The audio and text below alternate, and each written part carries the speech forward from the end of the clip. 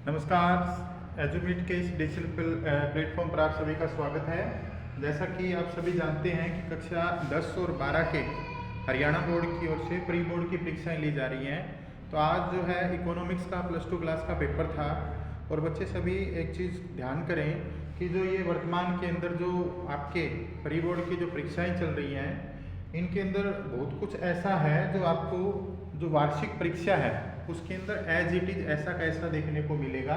इसलिए जो भी प्री बोर्ड्स के पेपर हो रहे हैं उनको डीपली आप एक बार पेपर देते हो, उसके बाद में भी उस पेपर के ऊपर जो है आप मंथन कीजिए और जो परीक्षा उपयोगी इसके अंदर जो विषय वस्तु दी गई है, ताकि आप भी जो आने वाली वार्षिक जो परीक्षाएं हैं उनके अंदर लाभ उठा सकें। फिर से बता रहा हूँ, जो भी प्री बोर्ड के एग्जाम लिए जा रहे हैं, बोर्ड के द्वारा जो पेपर दिए जा रहे हैं, उनका काफ़ी प्रतिशत भाग जो है आपको वार्षिक परीक्षा में देखने को मिलेगा। इसलिए आप इसको तैयारी का भी एक अच्छा जरिया मान सकते हैं। तो जो भी आपकी परीक्षाएं हो रही हैं उनको अच्छे से लें और एक बार जैसा भी आपको आता है उसके हिसाब से पेपर देने के बाद में उस क्वेश्चन पेपर को घर जा कर के अच्छी तरह से जो है आप मंथन कीजिए। तो उसी कड़ी के अंदर आज का जो इकोनॉमिक्स का जो अर्थशास्त्र विषय का जो एग्ज़ाम हुआ था उसका कुछ आधा भाग हम उसको हल करने की कोशिश करेंगे। तो ज़्यादा से ज़्यादा बच्चे जो विषय से संबंधित हैं वो हमारी क्लास से जुड़ने का प्रयास करेंगे। तो चलिए हम बात करते हैं। जैसा कि आप स्क्रीन पर देख पा रहे हैं, आज का जो क्वेश्चन पेपर था उसका हम बारीकी से उसका अध्ययन करेंगे। उसकी जो भी मुख्य क्वेश्चन से रिलेटेड जो बातें हैं उनके बारे में आपको मैं फिर से अवगत करवाऊंगा। जैसा कि जो पहला क्वेश्चन दिया हुआ है उसके अंदर जो व्यष्टि अर्थशास्त्र है यानी जो माइक्रो इकोनॉमिक्स है उसके बारे में पूछा गया है कि माइक्रो इकोनॉमिक्स के हमने जो है अध्ययन के क्षेत्र बहुत बार पढ़े हैं। पहला ही पार्ट है कि व्यष्टि अर्थशास्त्र के अध्ययन के क्षेत्र कौन कौन से हैं, यानी व्यष्टि अर्थशास्त्र हमें कौन कौन सी चीज़ों का ज्ञान करवाता है, उसके फील्ड के बारे में हमने बहुत बार पढ़ा है। तो देखिए, राष्ट्रीय आय, वस्तु की कीमत का निर्धारण, अंतरराष्ट्रीय व्यापार, सामान्य कीमत स्तर का निर्धारण। ये सामान्य कीमत स्तर जैसा कि आपको पता है कीमतों का जाल है, इसीलिए ये समष्टि अर्थशास्त्र के अंदर आता है, क्योंकि मार्केट जो है या जो कीमतें जो है किसी भी वस्तु की वो अंतरराष्ट्रीय बाजार के ऊपर निर्भर करती हैं, इसलिए समष्टि में चला जाएगा। अंतरराष्ट्रीय व्यापार जैसा कि नाम से पता चल रहा है, अंतरराष्ट्रीय विश्व स्तर का जो आयात निर्यात संबंधित जो बातें हैं वो भी समष्टि में चला जाएगा। नेशनल इनकम जो है इसके अंदर हम बहुत बार पढ़ चुके हैं, इसके अंदर विदेशों वाली बात शामिल करते हैं, इसलिए ये भी समष्टि में चला जाएगा। तो कौन सी चीज रह जाती है? कीमत निर्धारण का सिद्धांत, क्योंकि हमने पढ़ा है मांग का, उत्पादन का, साधन कीमत का और वस्तु की कीमत का जो निर्धारण है, ये सारे क्षेत्र व्यष्टि अर्थशास्त्र के अंदर आते हैं। इसलिए इसका जो उत्तर बनेगा वो ख भाग बनेगा, वस्तु की कीमत का निर्धारण। यानी पूछा गया था कि ये कारक जो दिए हुए हैं इनमें से जो माइक्रो इकोनॉमिक्स है वो कौन सी चीज का हमें ज्ञान करवाता है। तो सीधा सा उत्तर आएगा बच्चे, जो वस्तु की कीमत का निर्धारण है वो हमें व्यष्टि अर्थशास्त्र ज्ञान करवाता है। बाकी जो तीनों चीजें हैं वो समष्टि अर्थशास्त्र यानी मैक्रो से संबंधित हैं। चलो, उसके बाद में देखिए दूसरा प्रश्न, इसी सीमांत उपयोगिता निम्न में से हो सकती है। सीमांत उपयोगिता किसको बोलते हैं बेटा? उपयोगिता किसको बोलते हैं? यूटिलिटी, यानी किसी भी वस्तु और सेवा का जब हम प्रयोग करते हैं तो उसकी उपयोगिता है, अपनी शब्दों में उसका जो मजा है या उसकी जो संतुष्टि है वो क्या हो सकती है। ये कहता है शून्य भी हो सकती है, यानी हमें कोई आनंद नहीं आया, धनात्मक भी यानी बढ़ती हुई भी हो सकती है, और जो है पहले वाली से कम भी हो सकती है, और इसके अंदर चौथा ऑप्शन दिया हुआ है उपरोक्त सभी। यानी ये सारी प्रकार की जो सीमांत उपयोगिता है, जो संतुष्टि का जो सतह है बेटा, वो सभी प्रकार से हो सकता है। वो शून्य भी हो सकता है, वो धनात्मक भी हो सकता है, वो ऋणात्मक भी हो सकता है। इसलिए इसका उत्तर जो हम लिखेंगे वो उपरोक्त सभी आएगा। चलिए तीसरा क्वेश्चन, निम्न सूत्र को पूरा करें। एक समीकरण दी हुई है बच्चे, उसको पूरा करना है। ये दिया हुआ है TC/Q। TC का मतलब कुल लागत बेटा, टोटल कॉस्ट, और उसको क्वांटिटी से भाग कर रखा है, यानी भाग जहां पर आएगा उसको, यानी भाग का निशान जहां पर भी आ जाता है तीनों में से, तो उसके अंदर हम जो एवरेज कॉस्ट है एसी जो है वो निकालने का सूत्र जो है एसी यानी एवरेज कॉस्ट निकालने का सूत्र क्या है, टीसी से कुल लागत को उत्पादन की जो इकाइयां हैं उनसे भाग कर दिया गया है, इससे हम एसी निकालते हैं। तो इसका करेक्ट उत्तर एसी आएगा, यानी ए इसका सही उत्तर आएगा। आगे, पूर्ण प्रतियोगिता बाजार में फर्म होती है कीमत स्वीकारक, कीमत निर्धारक, इनमें से कोई नहीं, कै और खै दोनों।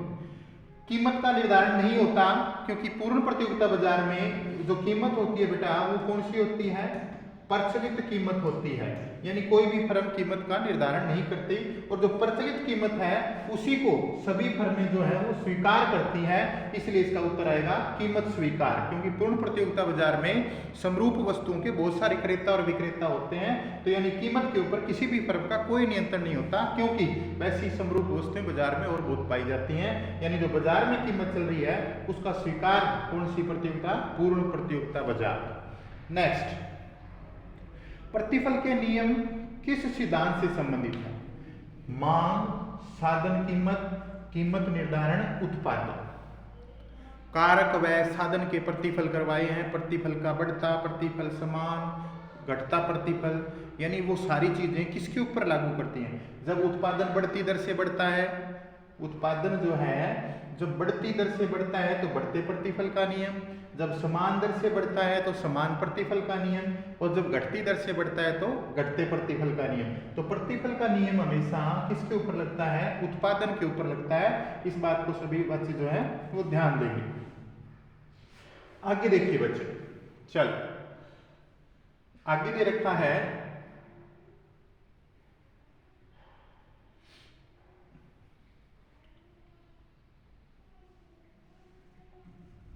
अगला क्वेश्चन देखिए, उत्पादन संभावना वक्र, उत्पादन संभावना वक्र।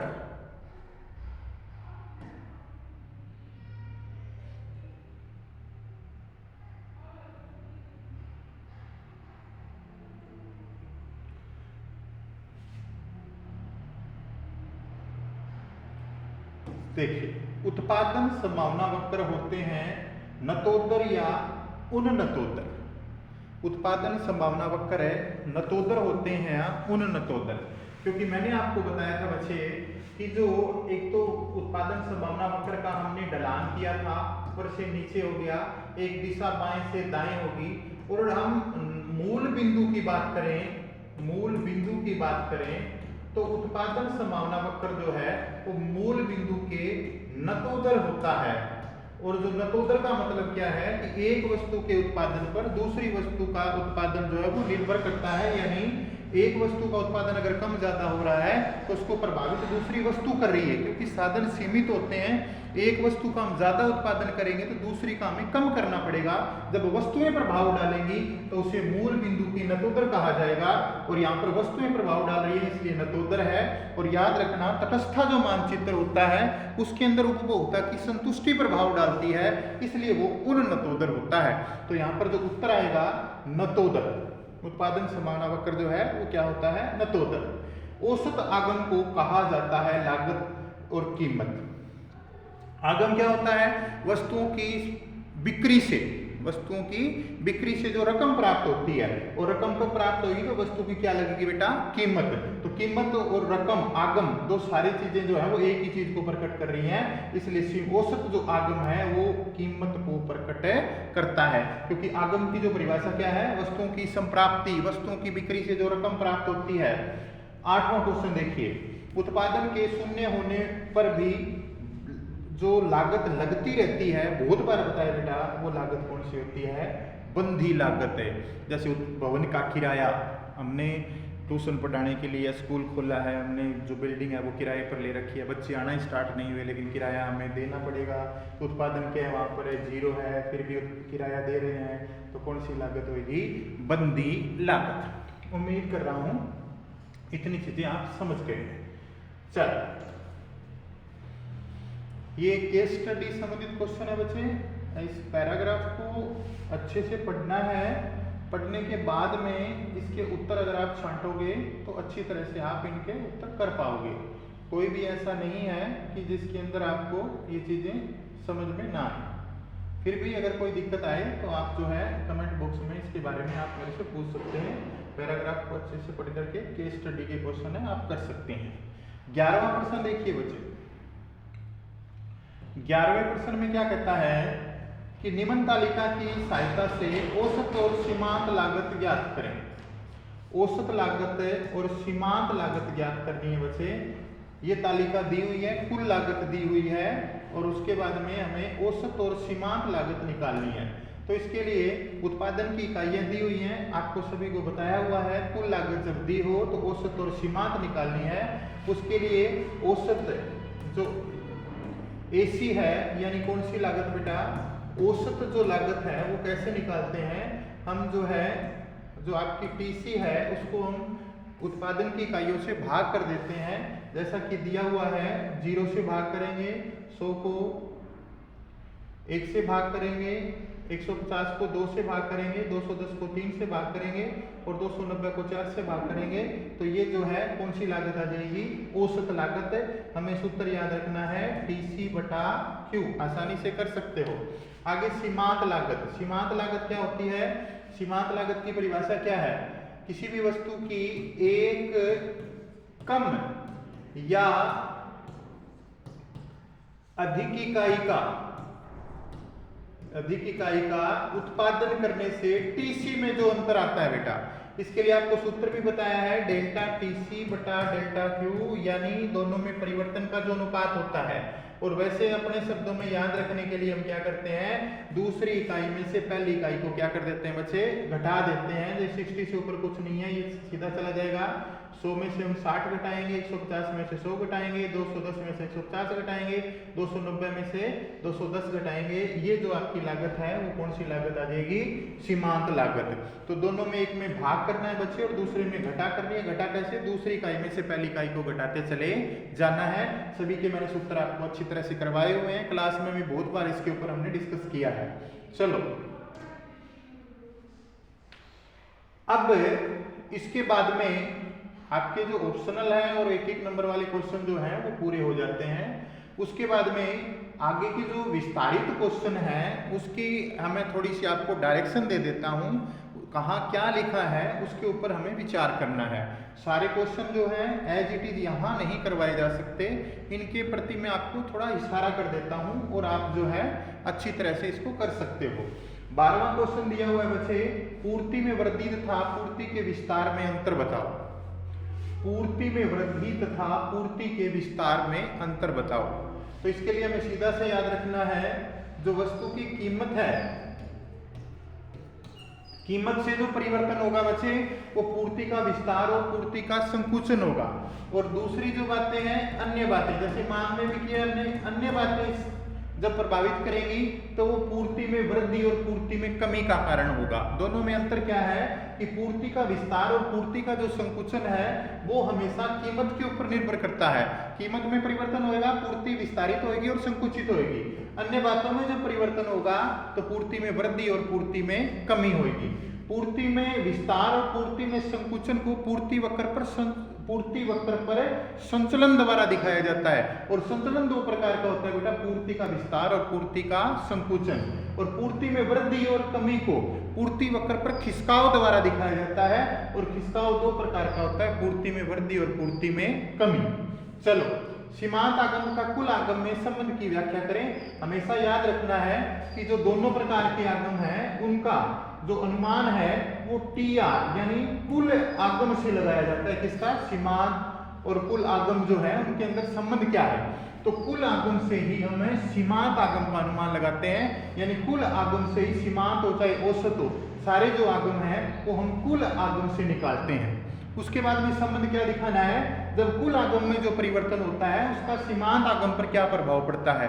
जब कुल आगम बढ़ती दर से बढ़ता है जो सीमांत आगम भी बढ़ेगा।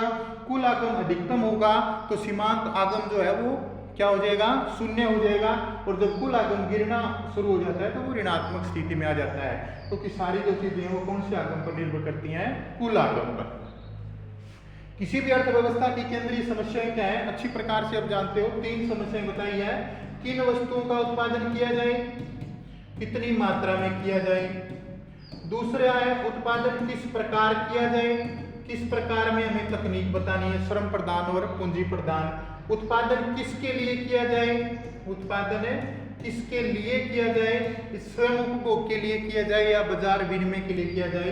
ये सारे बच्चे आराम से बहुत बार क्लास के अंदर टेस्ट में भी क्वेश्चन बोला गया है, आपको बहुत अच्छी तरह से समझाया भी गया है। पैमाने के घटते प्रतिफल के नियम से क्या अभिप्राय है, चित्र व तालिका सहित बताइए। परिवर्तनशील कारकों का जब अतिरिक्त इकाई में प्रयोग किया जाता है, जब उत्पादन कौन सी दर से बढ़ता है बेटा, घटती दर से बढ़ता है, तो उसे पैमाने के घटते प्रतिफल का नियम बोलते हैं।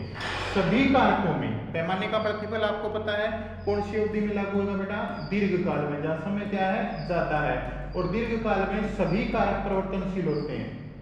कौन से कारक है, सभी कारक, और सभी कारकों में कौन से अनुपात में करेंगे बेटा परिवर्तन, समान अनुपात में।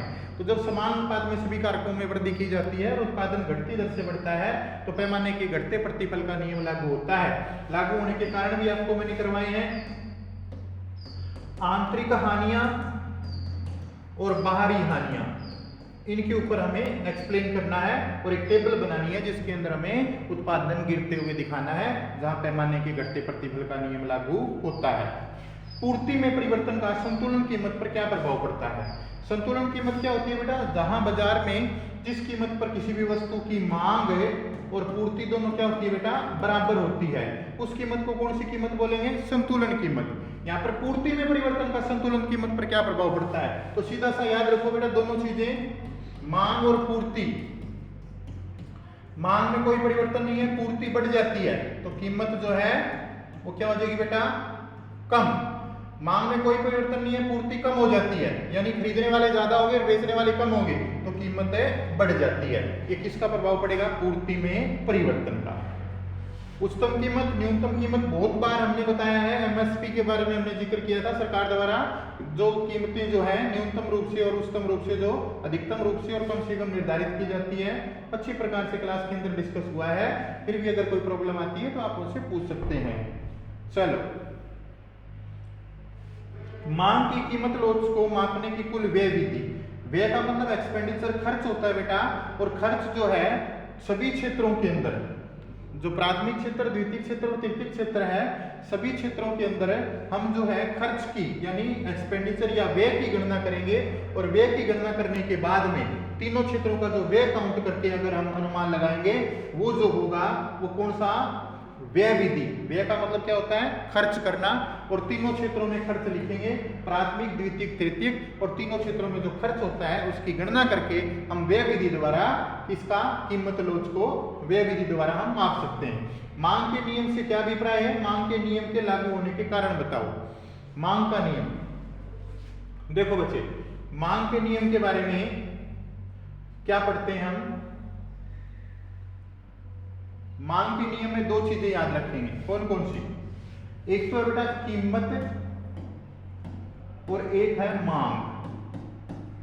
कीमत बढ़ेगी मांग घट जाएगी, कीमत घटेगी मांग बढ़ जाएगी।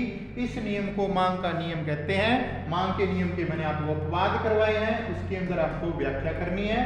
और मांग का नियम कब लागू होता है, क्यों लागू होता है, और लागू होने के कारण क्या है, क्योंकि सामान्य वस्तुएं जो है वो हमेशा कम कीमत पर ज्यादा खरीदी जाती हैं। अच्छी प्रकार से सभी को हमने करवाया। प्रवृत्ति अनुपात के नियमों की व्याख्या करें। प्रवृत्ति अनुपात, पहले बढ़ती दर से, फिर समान दर से और फिर घटती दर से बढ़ना, वो प्रवृत्ति अनुपात का नियम। नेक्स्ट देखिए बेटा, पूर्ण प्रतियोगिता बाजार की मुख्य विशेषताओं का वर्णन करें। पूर्ण प्रतियोगिता बाजार कौन सा होता है, जिसके अंदर बहुत सारे क्रेता, बहुत सारे विक्रेता होते हैं और समरूप कीमत पर सभी को, फर्मों को अपनी वस्तुएं बेचनी पड़ती है। जो पहला प्रश्न आया था, कीमत स्वीकारक होती है, सभी स्वीकारक कीमत पर सभी फर्में अपनी वस्तुएं बेचते हैं। कोई भी फर्म कीमत में परिवर्तन नहीं कर सकती, क्योंकि वैसी समरूप वस्तुएं बहुत सारी पाई जाती हैं। तो कीमत बाजार स्वीकारक होती है और उसी प्रचलित कीमत पर सभी फर्मों को अपनी वस्तुएं बेचनी पड़ती है। ये आज का इस पेपर का सॉल्यूशन था, थोड़ा थोड़ा संक्षिप्त रूप में। फिर भी अगर आप सही ढंग से नहीं समझ पा रहे हैं तो आप कमेंट करके इसके बारे में मुझसे पूछ सकते हैं। फिर बता रहा हूँ बच्चे, ये जो प्री बोर्ड की परीक्षाएं चल रही हैं, ये एनुअल एग्जाम के अंदर आपके लिए काफी सहायक सिद्ध होंगी। इसलिए जब भी पेपर दे के आते हो, घर पर आकर के इसका भरपूर जो है वो आप मंथन किया करें। हमसे जुड़ने के लिए आपका बहुत बहुत धन्यवाद।